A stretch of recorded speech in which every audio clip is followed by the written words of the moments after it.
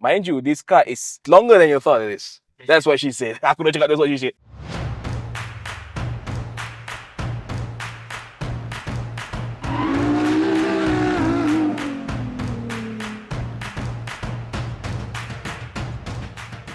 Besides the barrage of SUVs and crossovers, it's good to see that our local market is still accepting new sedans and fastback models like this one. This is of course the MG5. In its native Chinese market, the MG5 goes against the likes Geely M Grand, which is of course the base model for the Proton S70. But in today's video, we're going to answer to you whether this MG5 can go against the likes of Proton S70 in our local market. Alright, from the get-go, you can see that the MG5 is a pretty sporty four-door saloon featuring a fastback design and a very distinctive front face. So much so, it looks like a certain German car, don't you think? But regardless of that, you get this massive front grille here, this fake carbon fiber accent for the front bumper, and sharp LED headlights to match. Alright, due to its B-segment sedan moniker, the MG5 only comes with 17-inch alloy wheels, which it looks quite small for this size of car because let's be honest here, this is not a B-segment sedan because in terms of dimension, this car almost similar in size to the Honda Civic. That's a C-segment sedan. But regardless of that, it is very distinguishable from other sedans out there thanks to this swooping fastback style roofline that goes all the way to the back,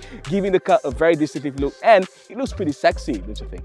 And things at the rear part of the MG5 is a little bit more simplistic, but you still get nice touches like this sharp LED taillight, some garnishes on the lower bumper side, and a Union Jack logo because just a reminder, despite it being Chinese owned now, this is still a British brand. Morris Garages. So for the Malaysian market, the MG5 is offered with only one powertrain option featuring a 1.5-litre 4-cylinder naturally aspirated VVT engine co-developed between SAIC motor and General Motors. Yes, that American GM helped to beat SAIC's motor here. So this engine has a little bit of modest output at only 114 horsepower and 150 Nm of torque, which is on par with some other B-segment sedans that it's supposed to go against in our market. So this engine is mated to an 8-speed ICVT transmission that drives the front wheels from 0 to 100 in about 11.5 seconds. Yes, this is not a fast car. It looks fast, but it is a really fun car to drive. Want to know more? Let's go drive this thing.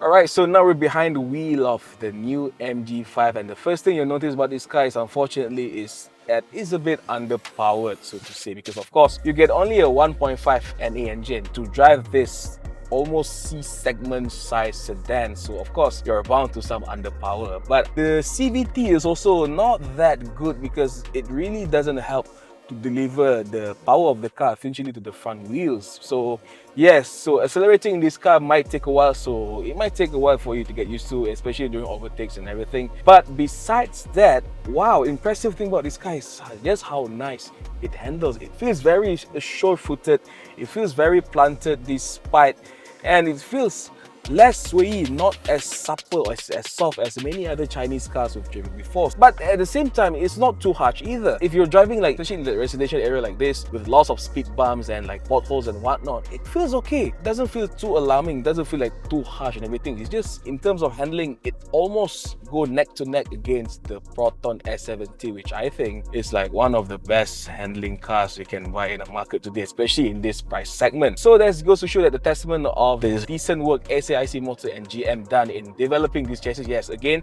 this chassis is also co-developed by SAIC Motor and General Motors. And apart from that, in terms of comfort, like I said, yes, it strikes a nice balance with the comfort and driving performance.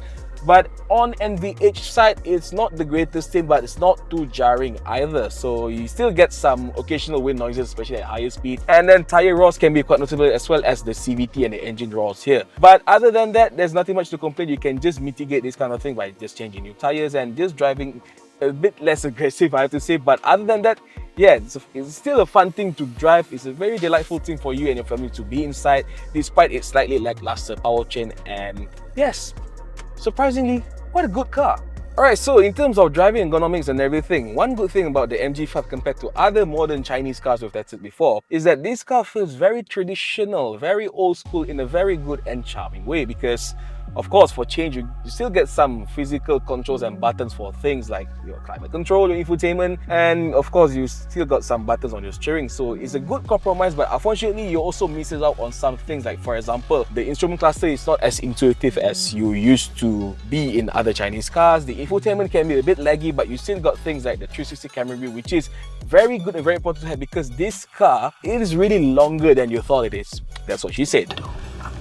Don't you dare. in terms of layout and everything, it feels very familiar. It's still got gear shifters here, you've got your mirror adjustment here, your window switch is here.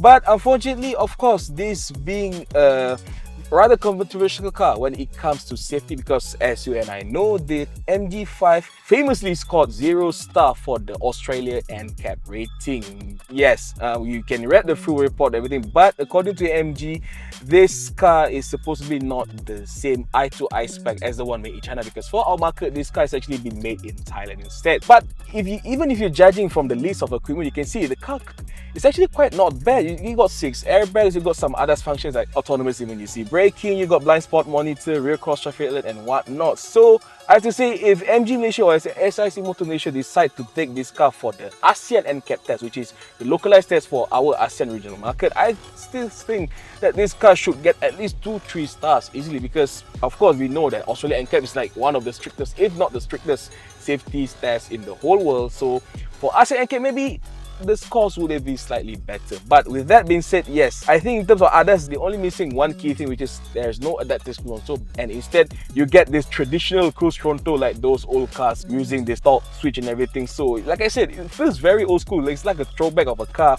but in a good and charming way. So again, yes, safety can be a bit of a concern if you're looking at the NCAP, but I have to say, should MG Motor decide, or they really should have done the ASEAN NCAP test, I think this car should be alright for our market. Alright, so now we're inside the MG5. As you can see, it doesn't look as modern or as minimalist as many other Chinese cars we've tested before, but life inside here is actually not bad. You still got tons of amenities, especially for the price. Okay, at the center you get this 10.25-inch infotainment display that supports wired Android Auto and Apple CarPlay, so you don't need to wait for update. This comes straight right off the box. Okay, other than that, you also get this 7-inch digital instrument cluster, which is full color and quite okay. You also get this leather-wrapped steering wheel, lots of buttons and everything, quite intuitive, and the layout is very familiar and very typical. You get the gear shifter here, you get wireless charging pad, you get 2 USB charging ports, you get secret storage at the center here. But unfortunately, for the seats, only the driver's side comes with the power adjustment, where the passenger side, you still can adjust it analogically. But other than that, although it comes with a lot of hard plastic materials like on the dash and everything, but the key touch points is still wrapped in this plush leather, especially on the armrest, the seats and the guard here. But overall, like I said, for its price, it's quite okay. And of course, you also get the sunroof. Alright, life at the back seat of the MG5 is quite a decent and spacious one. I mean, there's no surprise because of the car's overall length, which rivals the C-segment sedan. You get a pretty good spacious rear seat layout here. I mean, you can see the front seat has been adjusted to my driving position. I still got tons of legroom, and surprisingly, headroom is still there. It's not much, but you still got it a few despite the car's sporty roof front body style. But other than that, the seats are quite nice. You use the same fake leather material as the front one, but unfortunately this is not an ideal space for 3 passengers because you get a pretty obvious central tunnel hump here, so not ideal for 3 passengers, but you still get 1 aircon vent and 1 USB port at the back here, so not bad. But other than that, the boot space is also quite usable. 401 liters as standard. It can expand it, you can fold it down the rear seats, and it also comes with a spare tire, so okay, not bad. Alright, despite its slightly lackluster powertrain performance and the cabin amenities list, the MG5 still makes a very compelling buy against the Proton S70 because both models offers almost equal driving dynamics and practicality, but I have to say, in my opinion, I like the MG5 better in terms of design at least. Okay, also making the MG5 a bit more compelling is the price because this car retails at 93,900 ringgit, which is slightly cheaper compared to the S70, but on top of that, MG5 is also offering a 7,000 ringgit worth of rebate, so this can bring down the price to lower than 87,000 ringgit. And on top of that, you also get a comprehensive warranty comprising a 5-year unlimited mileage vehicle warranty and a 7-year unlimited mileage warranty for the powertrain system. But with that being said, the MG5 fight against the Proton S70 won't be as easy as it did in China because let's face it, Proton has done a very good job localizing the S70 for our market. Goes to show that really even the S70 is slightly better compared to the Geely M Grand back in China. But with all that being said, it's good to see that our market is still welcoming new sedans and fastback models like his in the midst of SUVs and crossover domination. So in case you're in the market for a new sedan model, you are still spoiled with choices.